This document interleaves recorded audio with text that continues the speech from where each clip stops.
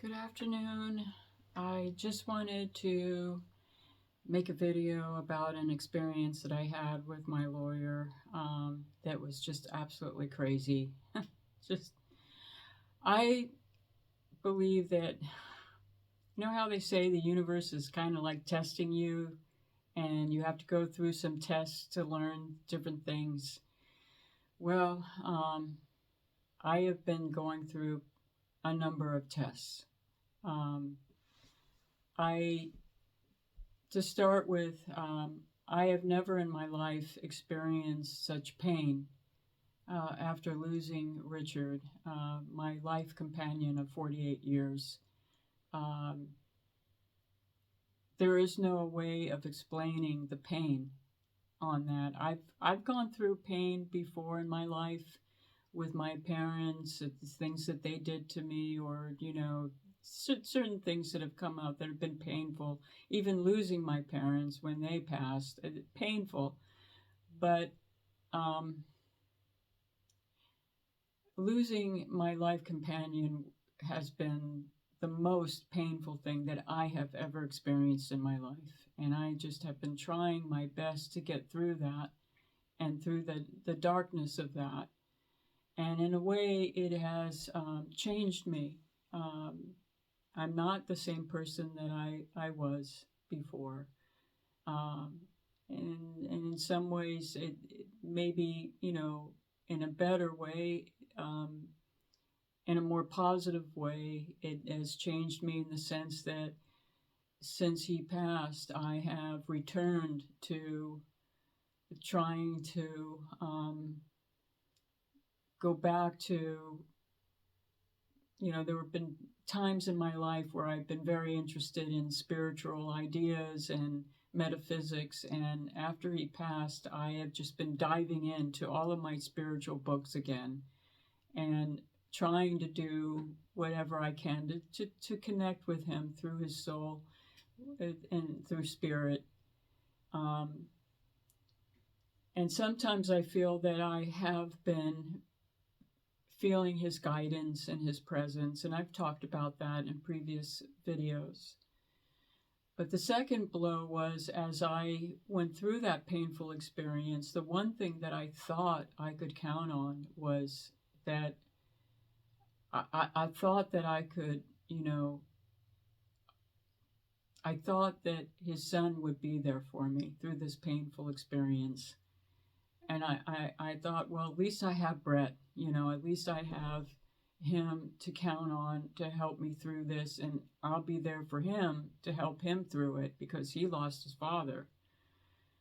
And instead, I got hit with, not only was he not there to support me, but it turns out he wanted to just get rid of me. So there's that. That was another blow and another painful experience.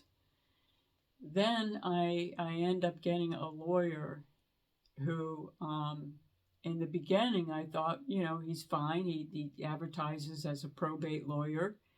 And on paper, he looked really good. The reviews were good. Everything that I read about him was good.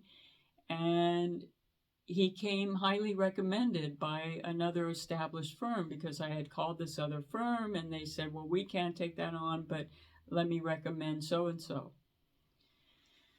So I get involved with this lawyer, and at first everything seems, to be fine.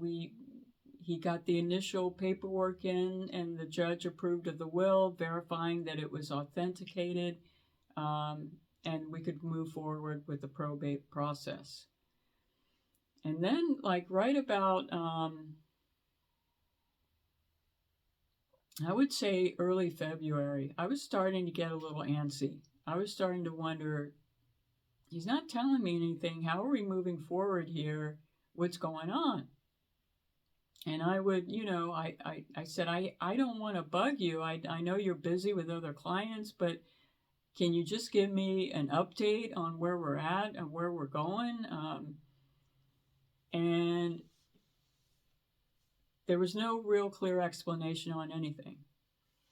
And then, but he did say, I have a law firm in Maui that can help transfer over the land over to you and Brett and Richard's son. So I paid the firm. I wrote out a check for that law firm to proceed with that process. And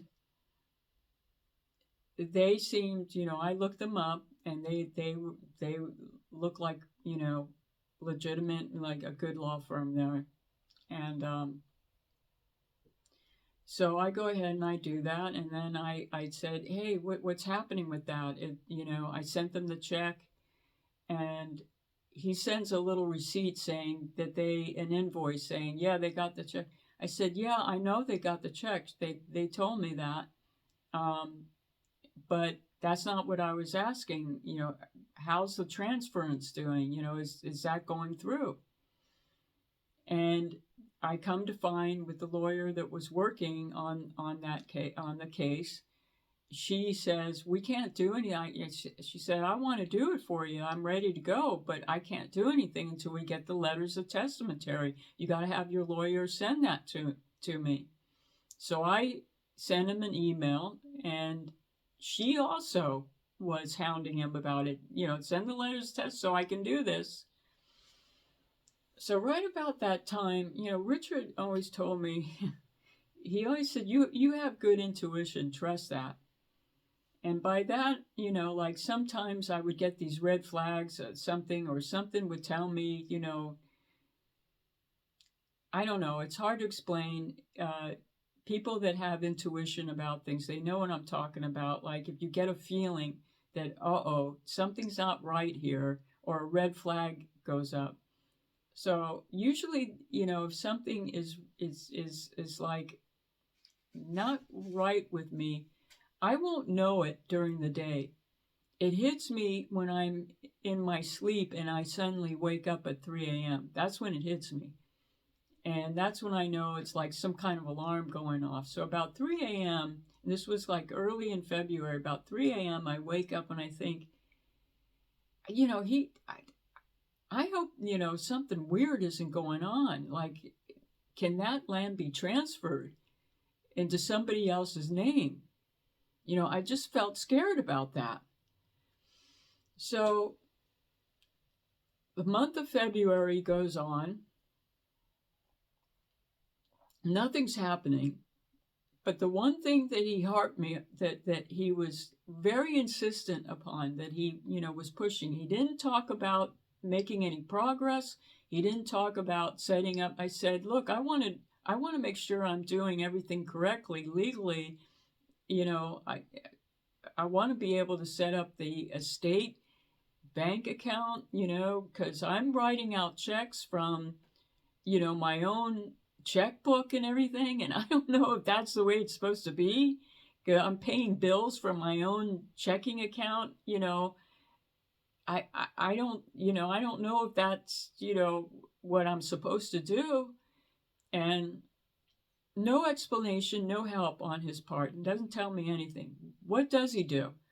He says, I think you need a property manager to take care of all that. And at first I thought, maybe that is a better way to go. But then I told him, look, I've been here. I've been doing everything. I know how everything operates. A property manager doesn't know anything about this ranch, doesn't know anything about the water system, doesn't know anything about the renters. I said, I think I can do it.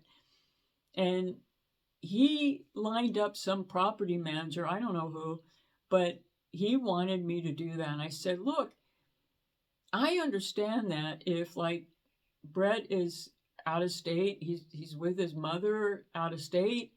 If I were out of state as well, if I were living, like, for an example, in Maui, yeah, then I'd understand getting a property manager to take over. But I'm here, and I think I can do this. And he, got a little upset about that. But meanwhile, he's not telling me about anything about making any progress, about where are we going here? We're already in, it started in December. Now we're at the end of February and nothing's happening. So early March, he decides to go to Maui. Just out of the blue, he decides to go to Maui. Now, it's supposed to be like, he says, it's like a vacation. But now I'm beginning to wonder if it was a vacation or if there was something else going up his sleeve. So he goes to Maui, and we set up a meeting after he returns from Maui. We set up a meeting around March 11th. It was March 11th. We set up a meeting. I go to his office. He doesn't tell me anything about I thought he was going to say, yeah, I was there in Maui. I gave the lawyer the letters of testamentary so they could move forward to transfer. No, not a word about that. Nothing. He tells me about his son, swimming around with some sharks or something. Some weird crap, What? What are you talking about, swimming around with sharks? And, so I'm thinking that this guy's sounding weird because, like I said, back in early February, I woke up at 3 a.m. and something was telling me, can that land be transferred to anybody else? And that was nagging me. So he goes to Maui, comes back, and I'm thinking, okay, he met with the lawyer. No. Instead, what does he tell me? He tells me, oh, they moved to Waikiki. And, but there's still one lawyer that's there. And I'm thinking, what? What are you talking about, moving to Waikiki? There's no law firms in Waikiki. It's a tourist place. That's not where the law firms are. The law firms are in the business section. And, I'm thinking, this sounds wacky. So I thought, I'm going to check on that. I could just make a phone call and find out. And meanwhile, though, he's telling me this, and I thought, okay, I'll call and find out. But then we're sitting there, and he starts getting visibly mad at me for not hiring a property manager. And he's ripping the legal page, and then he starts to say, okay, how many rentals do you have? And he starts, and how much? And he starts, it's like giving me an order. Tell me each one and how much. And he's not writing it down neatly. He's scribbling it down way in the corner of the pad, teeny tiny writing, way down in the corner of the pad. And I'm thinking, what's he doing? It sounds, completely, why is he doing this? And then he tells me, yeah, I went and checked on the land. I went over and I looked at, I went up there to the land down Dora Faith Road, and I thought, you went down to the land? I mean, this was all like, it hit me, like it stunned me. I said, wait a minute, okay, you're in Maui, you're supposed to be on vacation, you don't meet up with the lawyers, you're telling me that the whole firm moved to Waikiki, which sounds wacko. Then you tell me that you went and checked the land, and I thought to myself when he told me, wouldn't you give a courtesy call and ask me, hey, I'm here in Maui, would it be okay if I, just took a look at the land? And why would he be interested in taking a look at the land? I mean, that's not his business. It's no business of his to even look at that land. So now I'm really beginning to wonder what the hell's going on. And I thought, while I'm there in the office, I'm just going to throw this one at him and see how he responds. So I said, hey, you don't think anybody could transfer that land over to someone else's name, do you? And all of a sudden, his face turned beet red. And I think, whoa. Maybe I hit on something here. Maybe he was going to do a quick deed and do some kind of scheme. I don't know. I don't like to accuse anybody without any evidence. I'm just telling you what I saw. I mentioned it, and then he backed up and he said, "Oh, you can't know. That would be totally unethical." And and I said, "Yeah, it's called stealing the land." And I walked out of the office without any information, thinking, this guy's kind of nutty. And when I first met him, I got a weird vibe from him. I wasn't sure if I even liked him. There was something about him that I couldn't put my finger on it, but after that, I started to have a lot of doubts about him. And then I make the phone call to the firm in Maui, and sure enough, they didn't move to Waikiki. I knew that sounded crazy. They said, no, we're here, we never moved to Waikiki. And so why did he say that to me? And if he wasn't sure, if he thought they moved to Waikiki, why didn't he just call like I did to find out? Hey, are you guys still in Maui? And why didn't he meet with one of the lawyers? He never even called them or anything. So now we're into March. He's mad as hell that I didn't do a property manager, which makes me think, was he getting a kickback from somebody? Because he wasn't angry. This is what I picked up on my intuition. He wasn't angry because he wanted to protect me. It wasn't about protecting me. He was angry because I didn't consent, and it had something to do with him not protecting me. So that was another red flag. Now I'm really, feeling, a lot of doubts about this guy and wondering what the hell.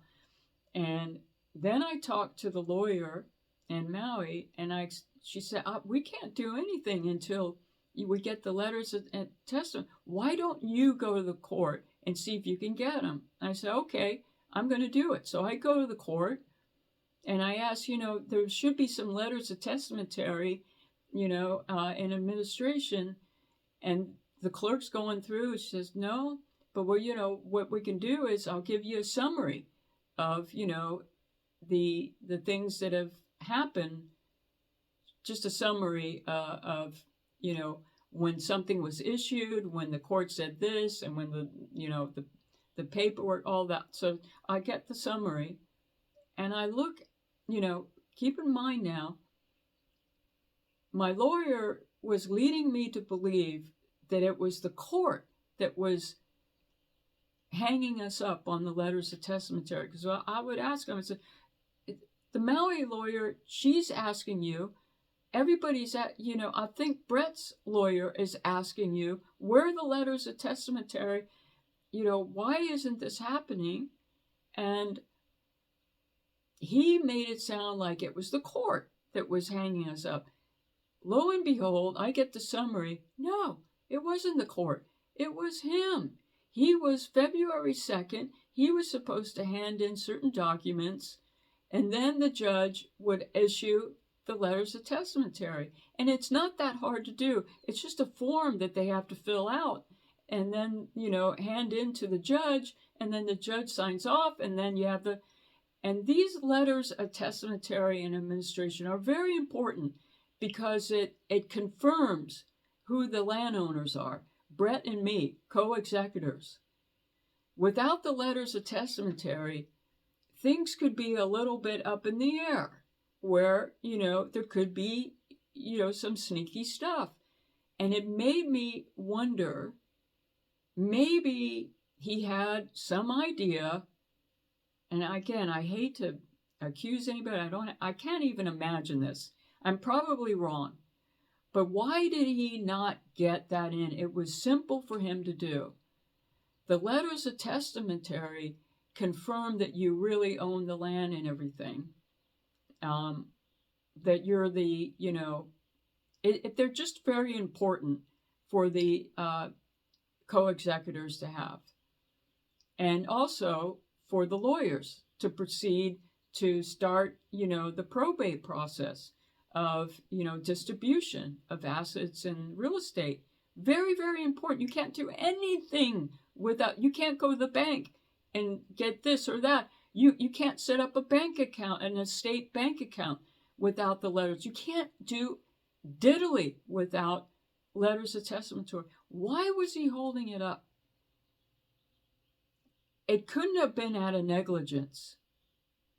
I believe, this is my theory, that he didn't do that, and there was something going on with that. Why did he go over to Maui? Why did he go over and check on the land? And why did his face turn beet red when I threw that one at him? Hey, you don't think anybody could, and his face turned beet red. Why? And I don't know. But this guy was really fucking weird, pardon my expression. A weird dude that bothered me. He just seemed really, I don't know how to explain it, but it's just like not only an incompetent lawyer, but a lawyer that maybe you really cannot trust because he has something going on. Maybe with the property manager, he had a kickback. Maybe with this thing with the land, he was thinking, here's a dumb old blonde that's not going to know anything if we transfer the land with a quick deed. Maybe. I don't know. I mean, that's how maybe I'm saying, maybe that's how some people see me. She's old, dumb blonde, you doesn't know what's going on. And it's true, I'm not familiar with legal terminology or the legal process. All I have to protect myself is my intuition. And maybe, I think some telepathic thoughts coming from Richard, because I kind of got this feeling like Richard was telling me, get rid of this guy. Bad news. And so what happened was the lawyer in Maui, she's very nice. And she was seeing kind of what was going on. And she said, you need to get another lawyer. She was the one that gave me the courage to say, just stop trying to make this work with this guy because it's not going to work with him. Okay? Just get out of it, find another lawyer, which is what I did. And lo and behold, I found a wonderful lawyer. She got those letters of testamentary all prepared in just a couple of hours. And she's working with, Brett's lawyer. Everything is kind of falling into place now, and we can move forward. But, I'm so glad. What a relief. I've been feeling that almost from the beginning there's something about this guy I didn't like almost right from the start. He was very polite. He was like a gentleman, very friendly, and his secretary, very, very nice. But there was something about him, I didn't know what it was, that felt icky. Icky. You know what I mean? Just icky. Like weird icky.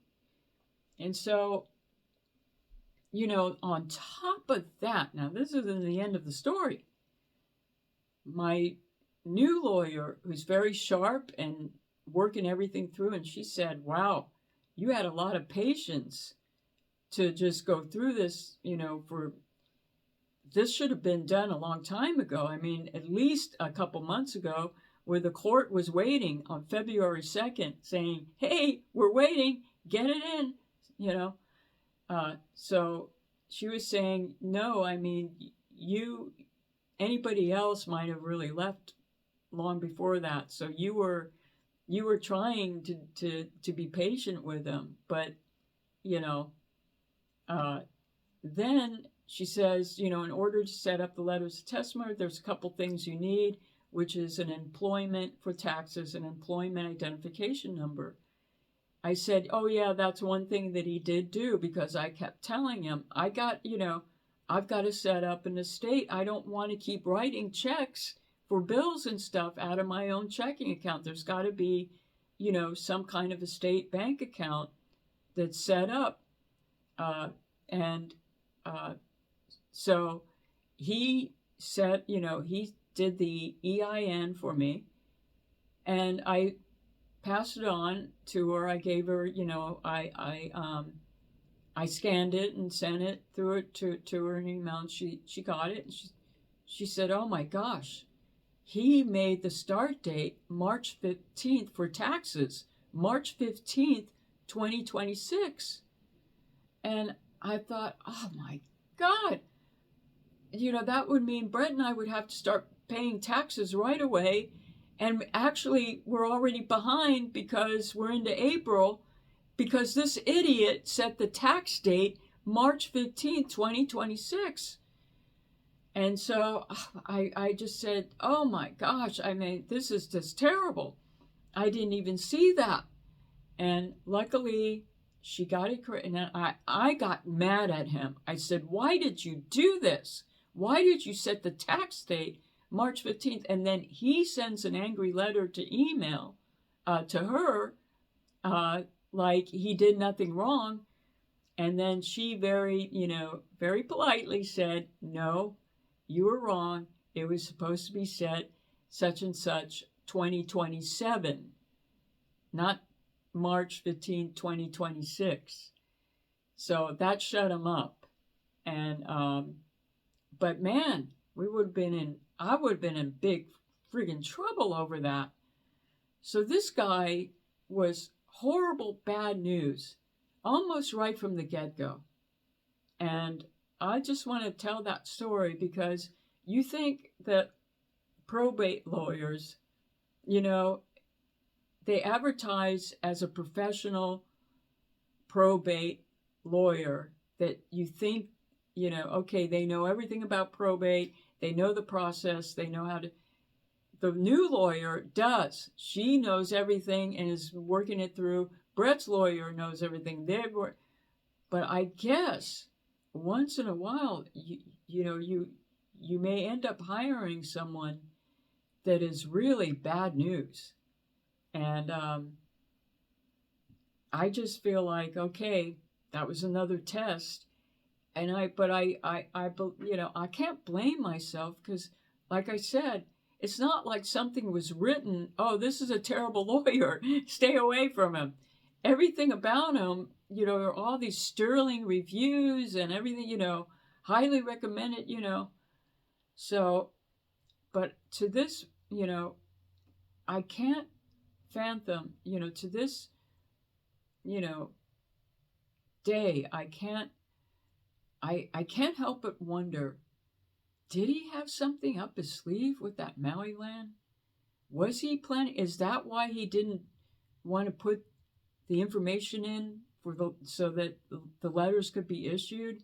Because it might be easier to do something sneaky, like transferring the land into somebody. He wouldn't do it in his name. He could get in big trouble, but maybe putting it in someone else's name and then indirectly getting it. I don't know. All I know is that was a close call. That was a really close call, being stuck with a horrible, horrible, incompetent, crazy, weird lawyer. And it took up nearly 6 months of the process. It's almost like we have to start all over again because of him. And of course, I can't say the name or anything, but because I don't want to get into trouble. But I'm just saying, what a hell of an experience. My God. Whew. But it is a relief. I really, got lucky with getting a very, very good, competent lawyer. She's very nice. She's working everything through with Brett's lawyer, and thank goodness for that. So I just wanted to tell that story. Beware, guys, just because a lawyer, do your homework the best you can. And if you don't have, use your intuition, because if you meet the person and they're great on paper, but you're getting a feeling like, I don't think I like this guy, go with that. Trust it. Because I had that feeling almost like right from the beginning. He's nice, he's polite, he's like a gentleman, seems like he knows what he's doing, but there was something about him almost right from the beginning. Couldn't put my finger on it, but it was something like, I don't know if I like this guy. That was the feeling I had. I don't know if something about this guy I don't really like. Go with that and trust it. Trust your intuition. All right. Thank you, everybody, for listening.